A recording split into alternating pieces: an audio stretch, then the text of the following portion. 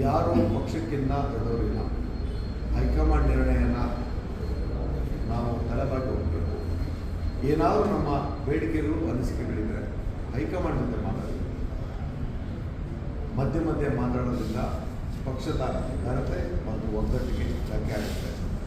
ಕೆಲವರು ತಾವು ಭಾಳ ಸರ್ವಶ್ರೇಷ್ಠರು ಅಂತ ತಿಳ್ಕೊಂಡಿದ್ದಾರೆ.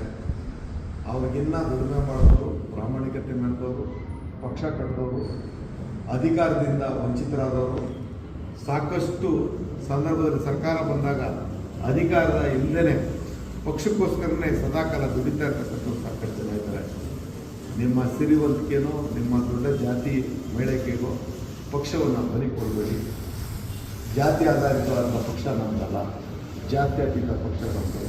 ಪ್ರಜಾಪ್ರಭುತ್ವದ ನೆಲೆಗಟ್ಟಿನಲ್ಲಿ ಸಂವಿಧಾನದ ಅಡಿಯಲ್ಲಿ ನಮ್ಮ ಪಕ್ಷ ಪ್ರಾಮಾಣಿಕವಾದಂಥ ಪ್ರಯತ್ನವನ್ನು ನಮ್ಮ ನಾಯಕ ರಾಹುಲ್ ಗಾಂಧಿಯವರ ಹೋರಾಟದ ನಡುವೆ ಇಡೀ ರಾಷ್ಟ್ರದಲ್ಲಿ ಜನತೆಯನ್ನು ಸಂಘಟಿಸಿ ಇವತ್ತು ರಾಷ್ಟ್ರದಲ್ಲಿ ಪ್ರಬಲ ವಿರೋಧ ಪಕ್ಷವನ್ನು ಈ ರೀತಿ ನಿಲ್ಲಿಸಿದಂಥ ಮೇಲುಗೆ ನಾಯಕನನ್ನು ಬೆಂಬಲಿಸ್ತಕ್ಕಂಥ ಸಂದರ್ಭ ಇದೆ. ಇಲ್ಲಿ ಕರ್ನಾಟಕ ಒಂದೇ ಇಲ್ಲ, ದೇಶದಲ್ಲಿ ಕರ್ನಾಟಕ ಒಂದು ರಾಜ್ಯ. ಇತ್ತೀಚೆಗೆ ಮಠಾಧಿಪತಿಗಳು ಕೂಡ ರಾಜಕೀಯವಾಗಿ ಮಾತಾಡೋದಕ್ಕೆ ಶುರು ಮಾಡಿದ್ದಾರೆ.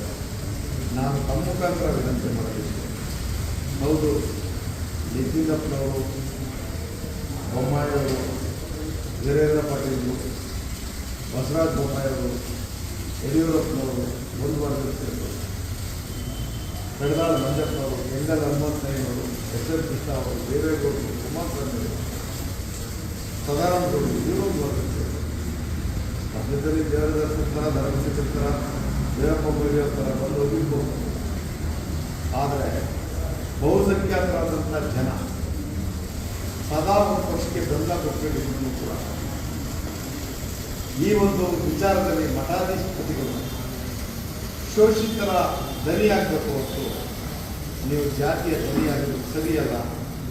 ನಾವು ನಿಮ್ಮ ಮಠ ಪೀಠಕ್ಕೆ ಶರಣಿದ್ದೇವೆ, ನಿಮ್ಮನ್ನು ಅನುಸರಿಸುತ್ತೇವೆ, ನಿಮ್ಮನ್ನು ಗೌರವಿಸುತ್ತೇವೆ. ನಮ್ಮನ್ನು ನೀವು ಮನುಷ್ಯರಂತೆ ಕಾಣಿ. ಸಮಾಜ ಜಾತಿಯನ್ನ ಹೆಸರಿನಲ್ಲಿ ಮಠ ಮತ್ತು ಪೀಠಾಧಿಪತಿಗಳು ಮನುಷ್ಯತ್ವವನ್ನು ಕೊಲ್ಲುವಂಥ ಕೆಲಸಕ್ಕೆ ಹೋಗ್ಬೇಡಿ ಅನ್ನೋದು ಮನವಿ ಮಾಡ್ತೀನಿ. ನಾನು ಒಬ್ಬ ಶೋಷಿತ ವರ್ಗದ ಅತ್ಯಂತ ಅಸ್ಪೃಶ್ಯ ಸಮಾಜದ ಒಬ್ಬ ಪ್ರತಿನಿಧಿಯಾಗಿ ನೋವನ್ನು ಹಂಚ್ಕೊಳ್ತಾ ಇದ್ದೀನಿ ಹೊರತು ಈ ದೇಶದಲ್ಲಿ ಈ ಆಧಾರದ ಮೇಲೆ ಅಧಿಕಾರ ಮತ್ತು ನಾಯಕತ್ವವನ್ನು ಘೋಷಣೆ ಮಾಡೋದಂತ.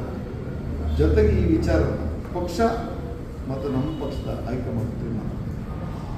ನಾವು ಯಾವತ್ತೂ ಇದನ್ನು ಆಶೀರ್ವಾದ ಪಡೆಯಕ್ಕೆ ಹೋಗಿದ್ದು ಹೊರತು ಯಾವ ಮಠಾಧಿಪತಿಗಳನ್ನು ನಾವು ಪ್ರಚಾರಕ್ಕೆ ಕರೆಯೋದಿಲ್ಲ, ಕರೆಯಬೇಕು. ಅವರು ಆಶೀರ್ವಾದ ನನಗೆ ಮತ್ತು ಇನ್ನೊಂದು ಪಕ್ಷಕ್ಕೆ ಇನ್ನೊಬ್ಬ ನಾಯಕ